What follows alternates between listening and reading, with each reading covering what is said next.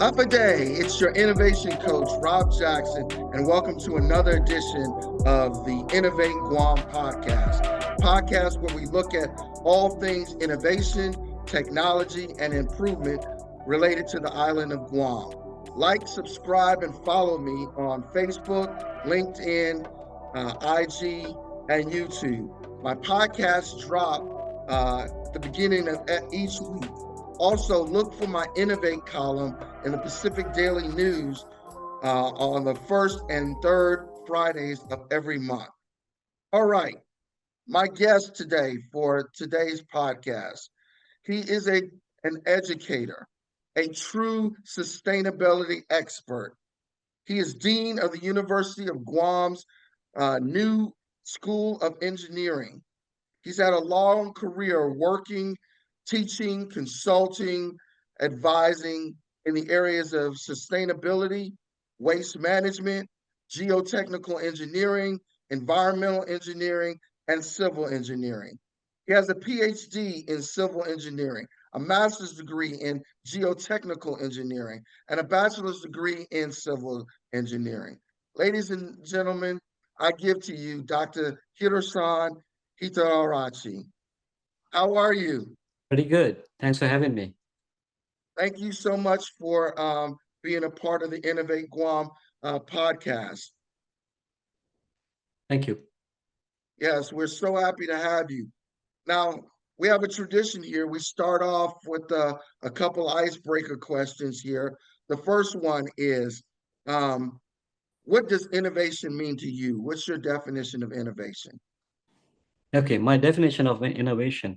Well, literal meaning is actually, well, innovation is everything to the mankind. So, but if you go by the definition, any process, any methodology, any policy, anything whatsoever that can help us to move forward from where we are now.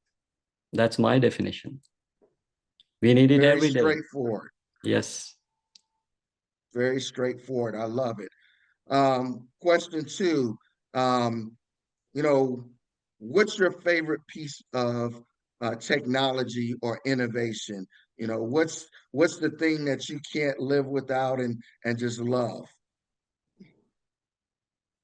Okay, well, I'll give you two examples. You might think I'm old-fashioned when I bring my example, because a lot of people are talking about AI these days, but one of my favorites, all-time favorites, is the bicycle, the idea, the concept of bicycle. Now think about it, for the past 200 years, we have been using bicycles, two wheels attached to each other, and there is some pedaling mechanism. For almost 200 years, we haven't changed this concept. Some minor modifications here and there. And why am I amazed? Because I still do not understand how we do that. We balance it. There is some mechanical component. We use it. It's so useful, very simple, cost-effective. It has been helping us forever. That's my all-time favorite. And the physics of keeping your balance so that you pedal and get the forward momentum that you're looking for, and keeping your balance in the turns.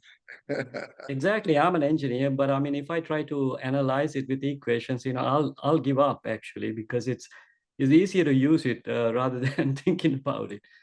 But the other part of your question, I think you asked me about, was there anything that I was surprised of, like a surprising type of innovation that came out?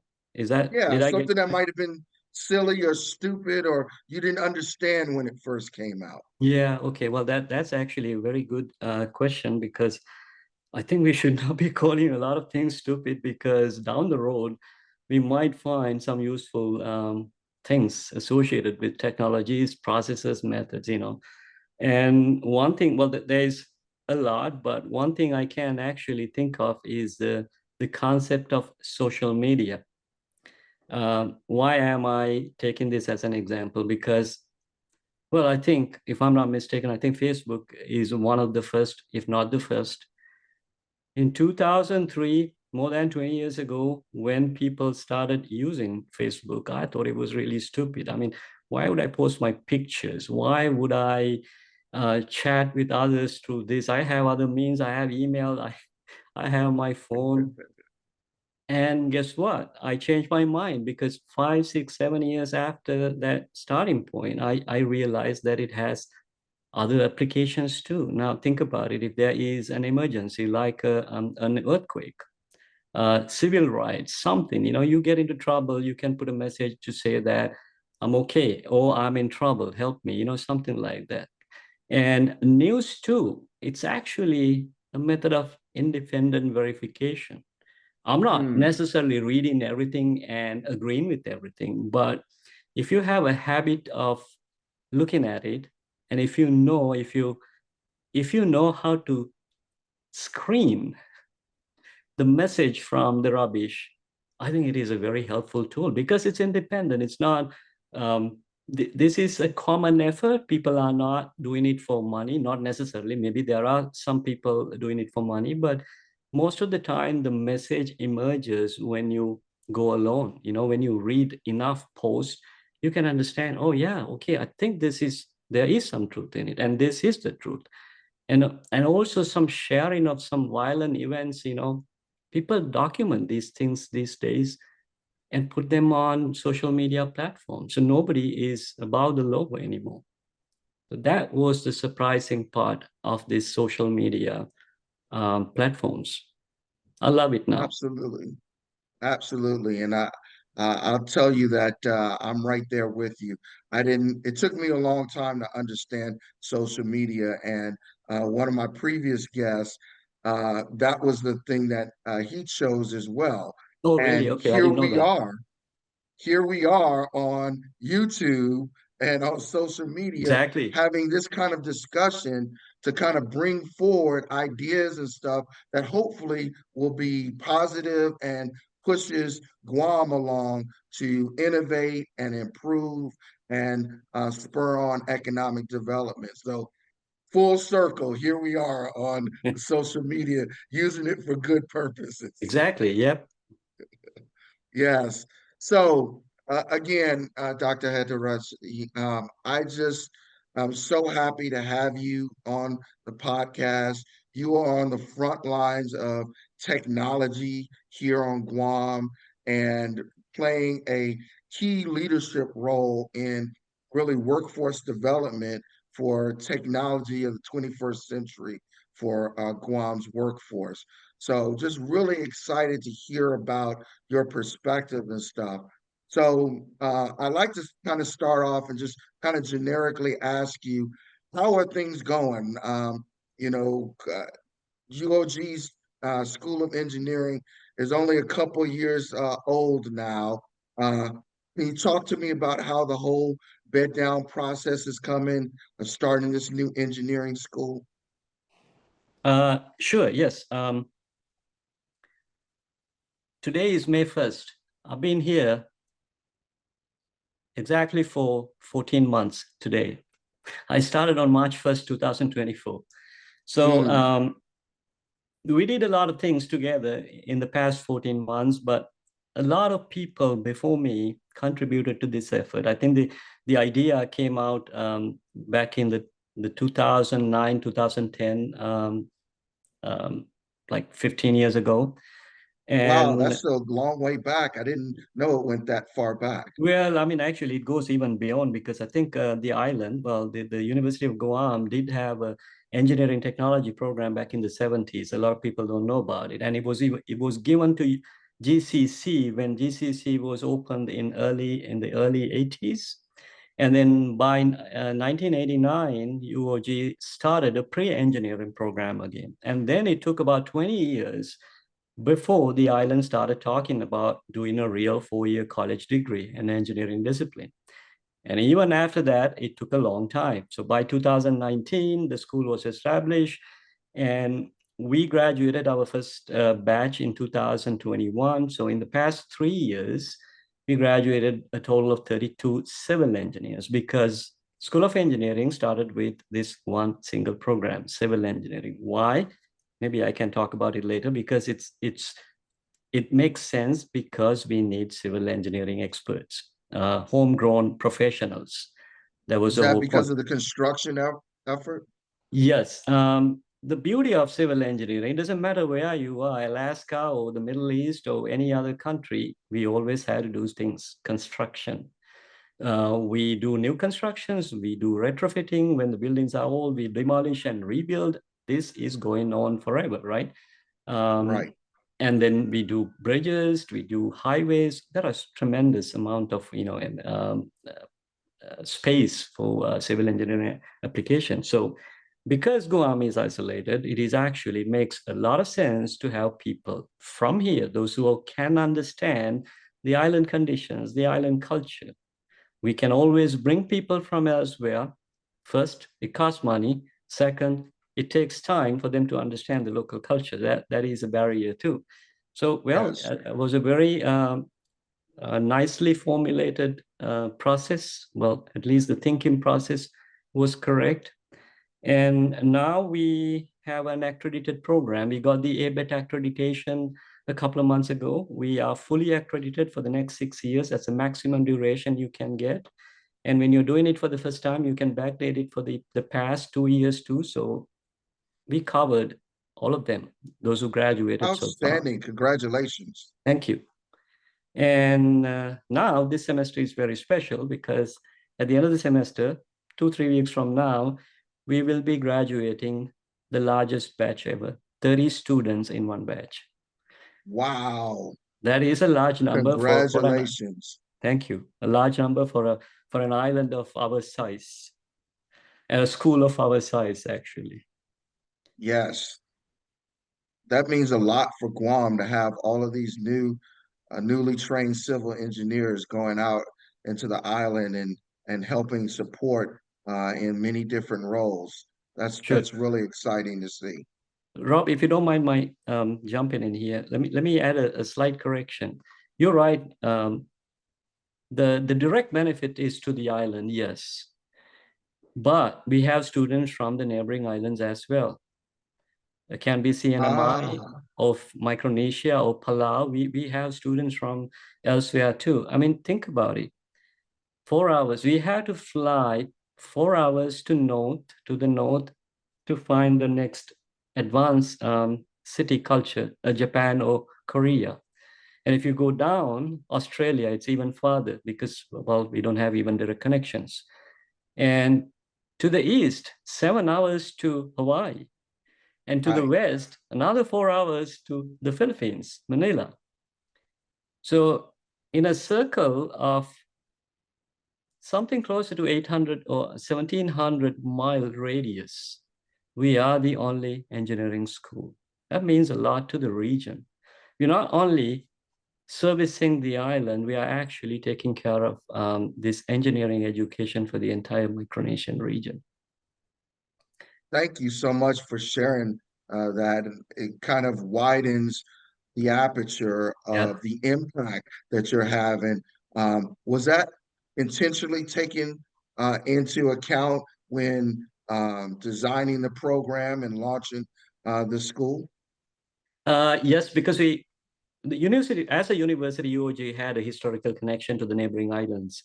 So we had students from elsewhere in our other programs, so it was a natural pathway. So I don't think we had to do any particular design. But now, hey, everybody can save some money because the kids, they don't have to go to the mainland or any other country. It's expensive. Flying is expensive. Cost of living is expensive too, and UOG tuition is still very much affordable compared to the average on the mainland.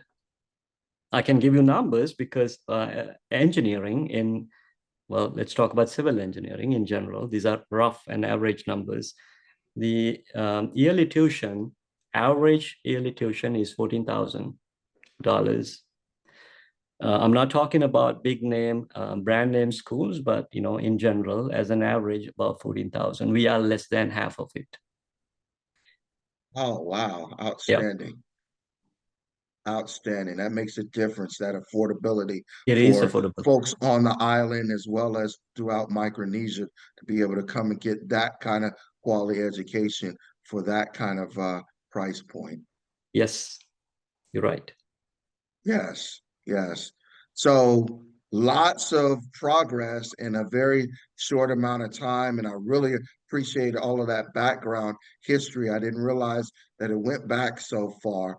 But as you look forward to the future, what do you think still needs to be done in terms of growing the program and kind of what's on your radar scope or the things that are keeping you up at night?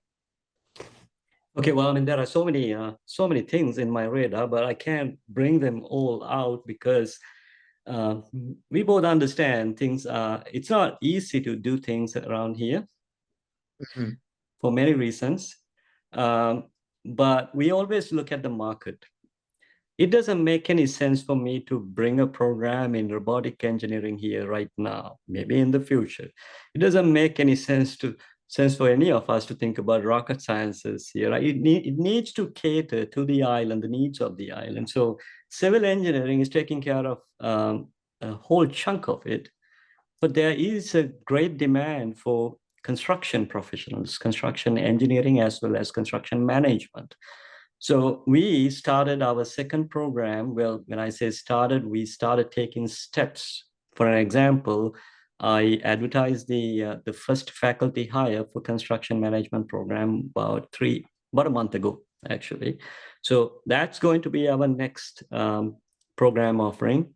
We are targeting the fall semester in 2026, next year. That will be the first semester for construction management program. Um, and then a year after, we will be launching an electrical engineering program too. But there is a difference between these two disciplines. Construction program, we have a tremendous growth, at least for the next 5 to 10 years, this growth will sustain. So we had to capitalize on that. And the numbers will be higher, enrollment numbers will be higher for construction management. I cannot make the same argument for electrical engineering, but there is a steady but limited demand. We have to address that too, because we need, I mean, think about GPA. And Yes, even within construction discipline, whenever there is a large construction site, you need one mechanical engineer, you need one electrical engineer as a that's minimum. right. So there is some That's right. isolated opportunities too. So we go with this idea, construction first, electrical second, and then we will reassess to understand what else we can bring in. Understood. So, can you tell me about where you're working out of right now? And can you tell me about the status of the new building that's under construction? You know, that's a very interesting question, but so let me tell you a little background. I'm home now. I'm talking to you. I came home because there's a reason. I'm in a temporary location. And there is some construction activities going on, and there's some music too in the background. It's not the right place for us to do our operations. And I thought maybe I should go home because there's noise in the background.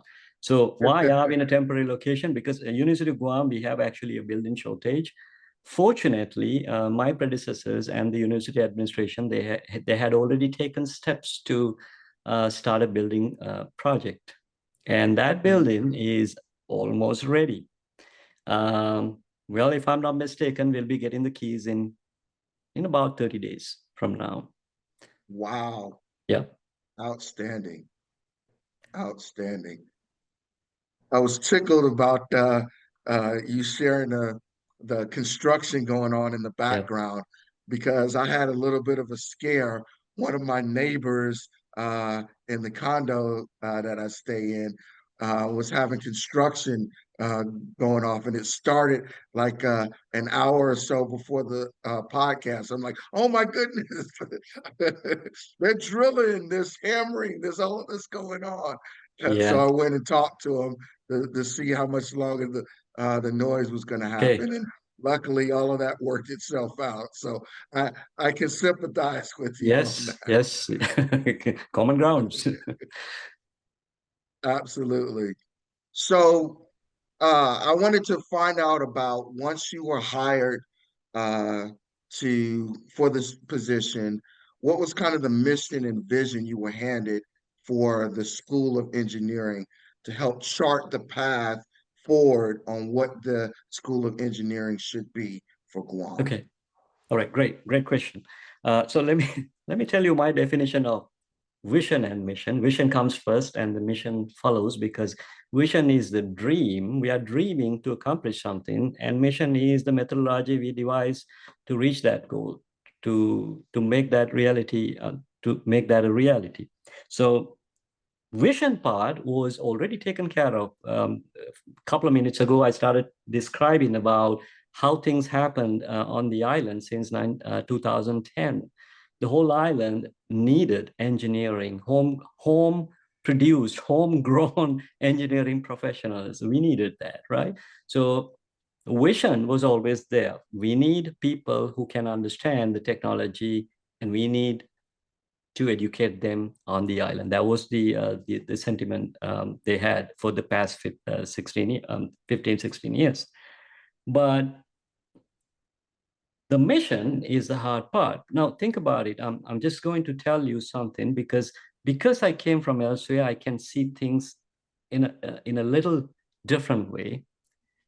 This island had engineers, we had engineering projects, but we never had a 4-year engineering education system on the island. We never had the professionals who could do that on the island. Engineering practicing is not the same as engineering teaching, engineering accreditation, engineering laboratories. That's completely different, right? So because of that, the mission part was actually, the university left it completely up to me to decide what and how and when we should do the next or take the next couple of steps. And that's what happened. So the examples I brought up before, going for construction and electrical engineering, this is a result of me and my colleagues doing some background search to understand what we should do next. Where are the demands? Like I said, there's no point of going for something like biomedical when there is no demand, no immediate demand. So based on that, we are introducing one program at a time. And we had to be a little bit careful about the population too, because I know we are all excited about this situation. We are having a new engineering school, bringing up new programs. That's all true. Think about the population growth. Actually, our population growth is negative. It's shrinking, negative That's a 3.5. good point. Compared to all other territories, all other 4 territories, we are okay, because I think Puerto Rico has like negative 18%. We are a little better. We are the best out of the 5 territories. So can we go forever with introduction of new programs? No, we cannot. We have to think about our customer base too. Do we have enough students to sustain these programs? Or should we go elsewhere? I think that makes sense too. I mean, we already have some students from the neighboring islands. I think maybe we should go around and advertise this more and tell them that, hey, there is this opportunity. You guys can come here. There is a program. It's not that far. It is not as far as Hawaii. You don't have to fly for 7 hours. I think we can make it work, but one step at a time. So that's the mission as of now. Understand the trends in the economy and the engineering trade, and understand our customer base, and keep a balance between the two in a cost-effective way. If it is not cost-effective, doesn't matter what kind of superior programs we bring in, it's not going to work out. I appreciate your methodology and really respect it.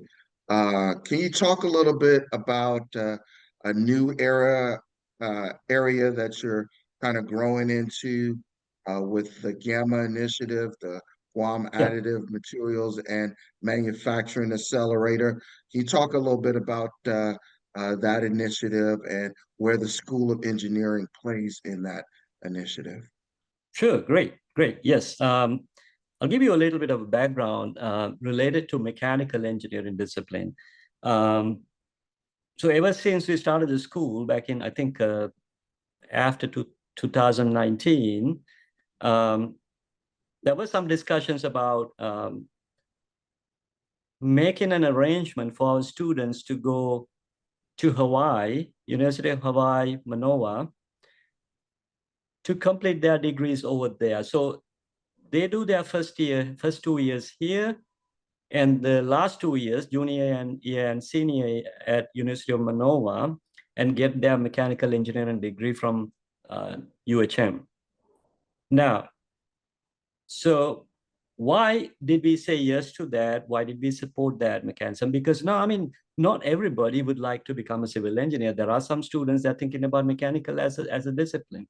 Do we have a huge demand for mechanical engineering? There is some demand. It's scattered. It's not in one place.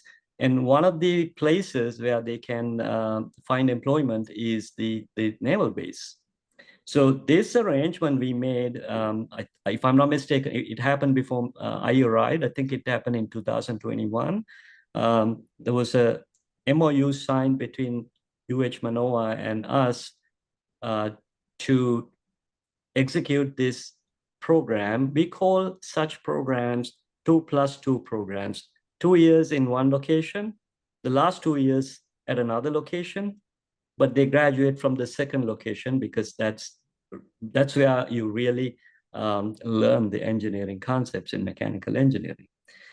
Now, next question is, do we have the capacity to introduce mechanical engineering to the island? Well, yes. My take on that is, I think we are not ready because mechanical engineering is too broad. For an example, there are so many different branches. It can be automotive, it can be industrial type of mechanical engineering, it can be thermal type of mechanical engineering. There are so many different aspects in mechanical engineering. So we are not in a position to do it by ourselves. And the next best thing is to go for a 2+2 program. And that's what we did with UH Manoa. And then when Astro opportunity knocked on our doors, we said, hey, yes, sure, we are delighted to work with you. So in a nutshell, Astro opportunity is, Astro is more like a think tank. They talk to the Navy and they understand the direction the Guam government was heading.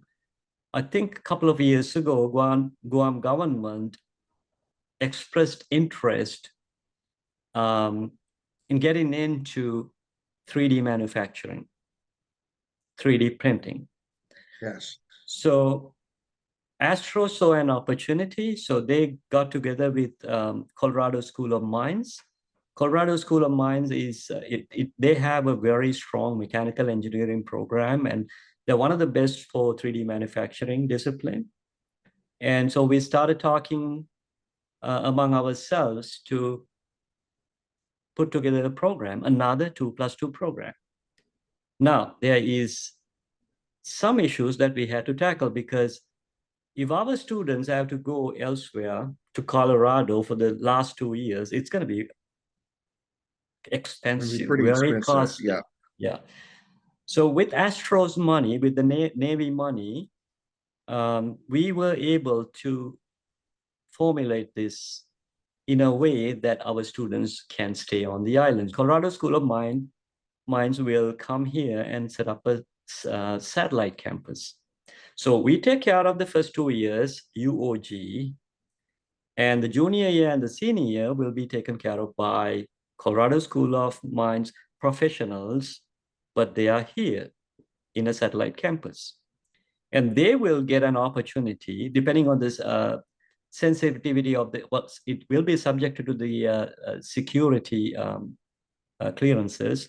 But anyhow, in a nutshell, they will get an opportunity to work with Astro Laboratory. There will be a laboratory set up by Astro America. So great opportunity. Astro is bringing, they're like the capacity developer for this program. And then Colorado School of Mines, they are bringing the technology and the education. And we are giving a space for this collaboration to prosper. well, our students will benefit from that. It's not a UOG degree, like I said before. Like it's similar to the mechanism we currently have with UH Manova.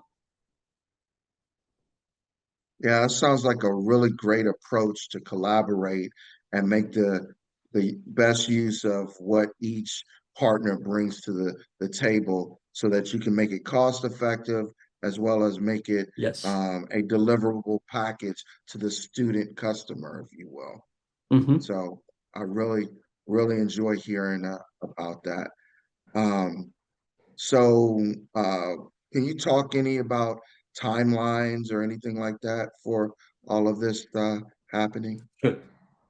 As of now, my understanding is that Colorado School of Mines will set up their satellite campus between um, August and next year, August. So the plan is to recruit the first batch of students for this program in fall 2026.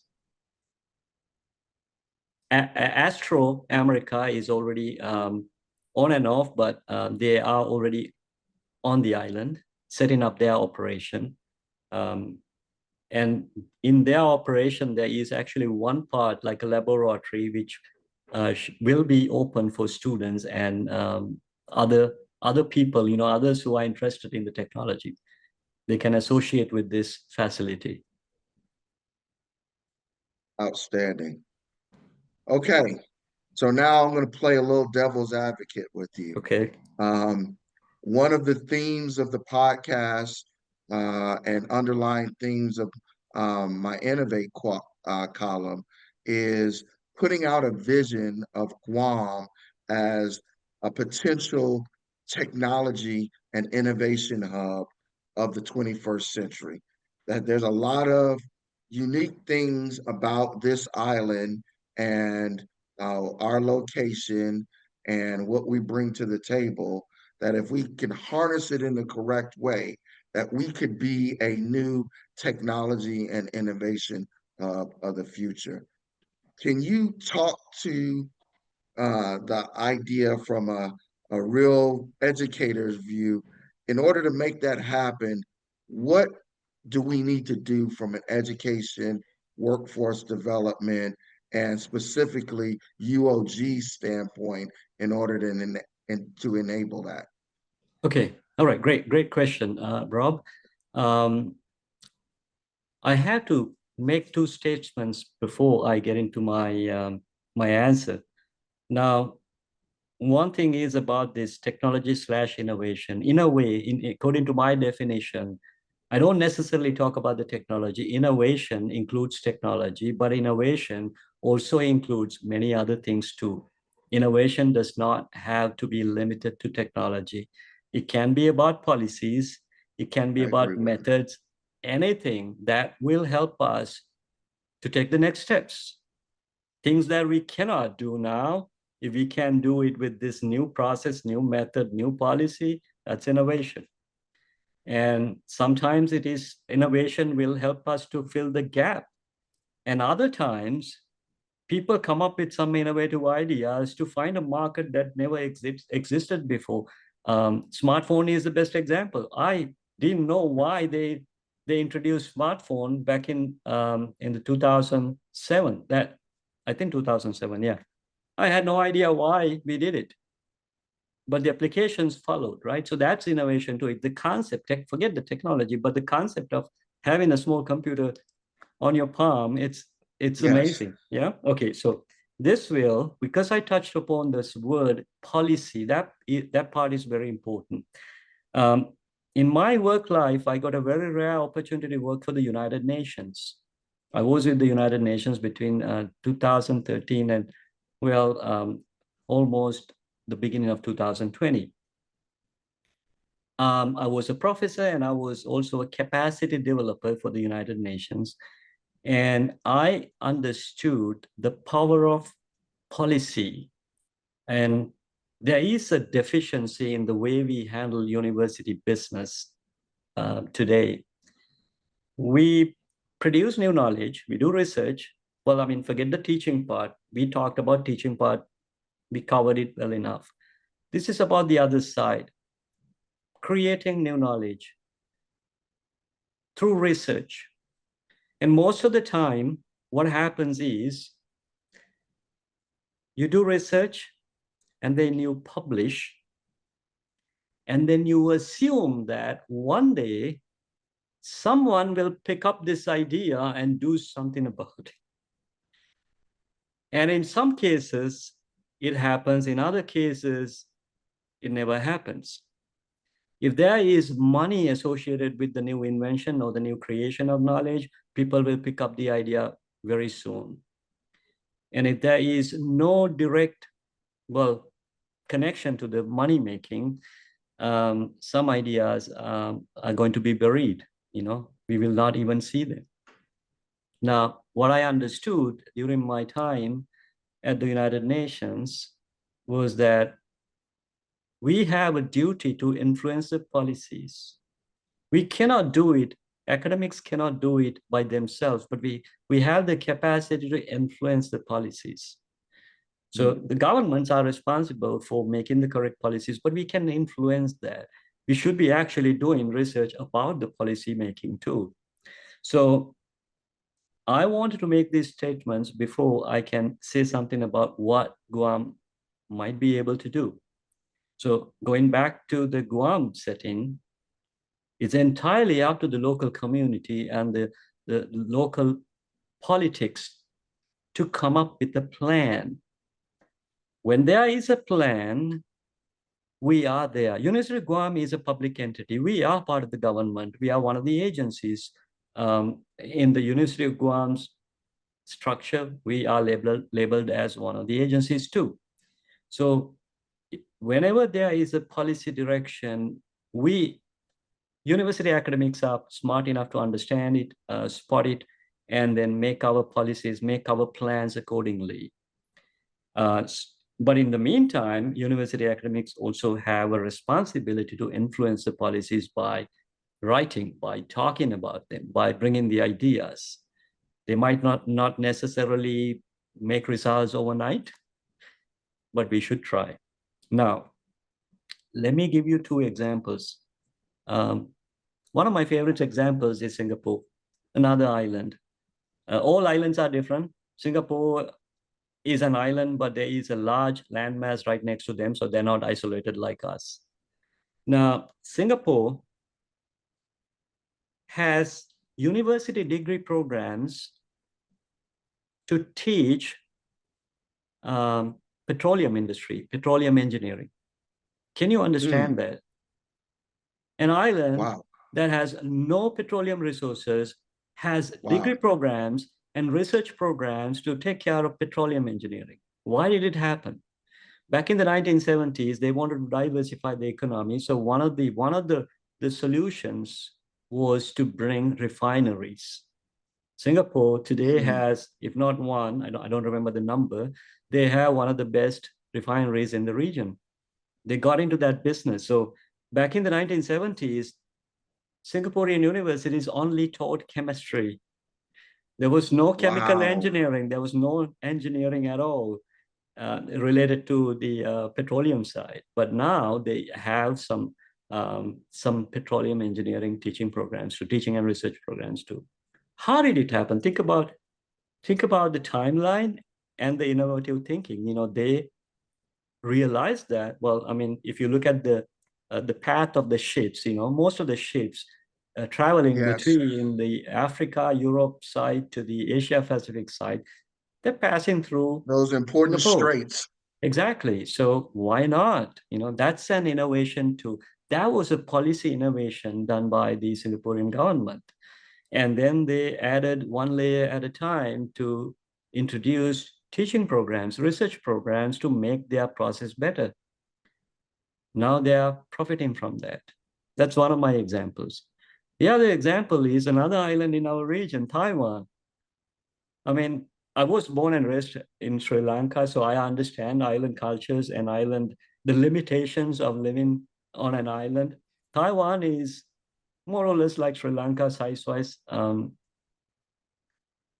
But Taiwan is producing half of the semiconductors in the world. and a whole bunch of other different types of chips too. How did that Yes. happen? How did that happen? Yes. That's about innovation too. Innovative thinking and crafting policies to support it together with their education, higher education culture. If I'm not mistaken, Taiwanese universities have degree programs gearing towards microchips or this kind of advanced industries. Now, in both cases, this did not happen overnight. So you need to come up with a national plan, national policy. And first of all, you need to find a direction. Okay, what can we do because of our location and because of the uniqueness in our situation? Understand that, come up with a plan, and then go for some policies.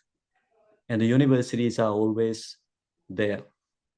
We can take care of the rest. So Astro is filling part of this gap. We don't Yes. have, yeah, we don't have a, currently we don't have a 3D manufacturing industry on the island. So our hope is that one day Navy will be interested in, well, that's actually one of the reasons why we wanted to do it, to print some spare parts for their submarine fleet. And if that happens in the future, when it happens in the future, this program will actually already, well, our plan is to produce professionals who can understand the 3D manufacturing industry. So if this takes place here a few years from now, there's a talent pool Yes. to tap into.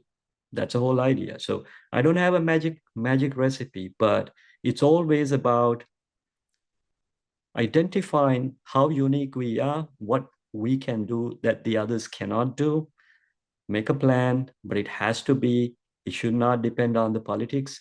It has to be a national level plan or the island level plan, and then stick to it.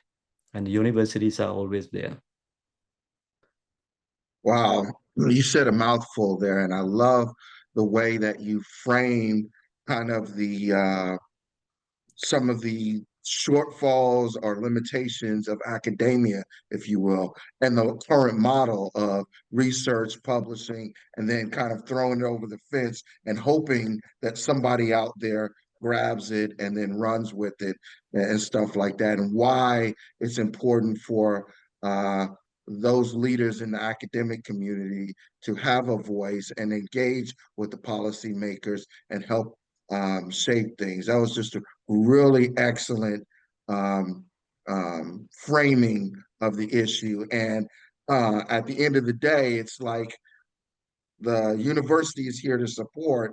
We're ready to line up behind whatever you need or want, policymakers. That isn't the hard thing. The hard thing is getting the plan and getting everybody Yeah, rallied around the plan.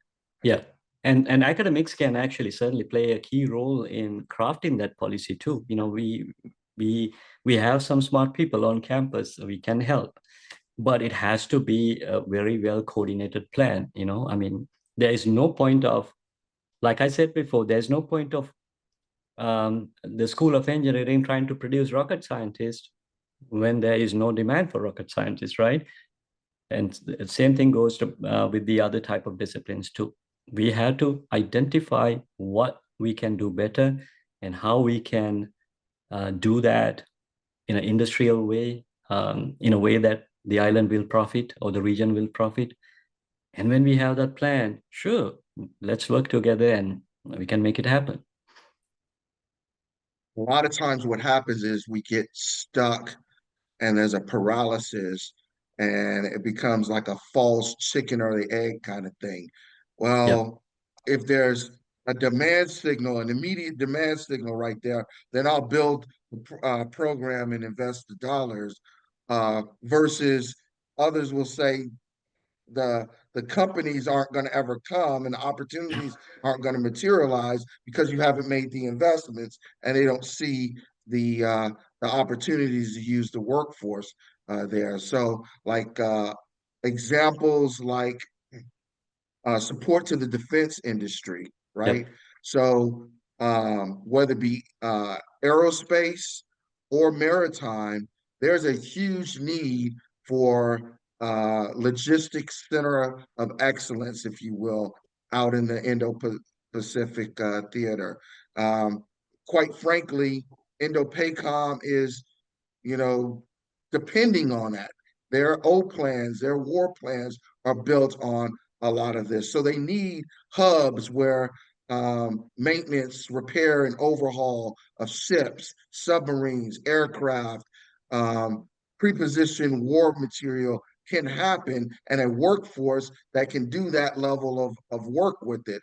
And there's kind of this back and forth on who's going to Yeah. go first, who's going to put out the investment, who's going to take the first step. I really like the gamma thing because here's an opportunity where Yes. we're in lockstep moving out together, and maybe we have an opportunity to make a dent in the advanced manufacturing space. But there's a lot more needs out there that Guam can be taken advantage of if we do the investment in workforce development. So I really am passionately excited about that. Oh, that makes the two of us. Yeah. Yes, thank you so much for all of your insight. You did not disappoint. I know I learned a lot. Thank you for your history and background on so many different things. And I will tell you that I learned so much. And I'm sure that my audience, for you all out there, I know you all learned a lot because I learned a lot this time. Dr. Hettiarachchi, thank you so much for coming out, being a guest. I appreciate it. I love the discussion. I'd really like to do some more of this. It's clear that you're passionate about your profession and your mission, and I just thank you so much for that. Again, to my audience, please continue to look for my podcasts. They drop at the beginning of every week. And don't forget to look for my Innovate column that drops in the Guam Pacific Daily News, guampdn.com, the first and third Fridays of every month. Again, no matter whether you're at work or you're at play, don't forget to always innovate. Thank you. Thank you. Thanks, Rob. Thanks for having me.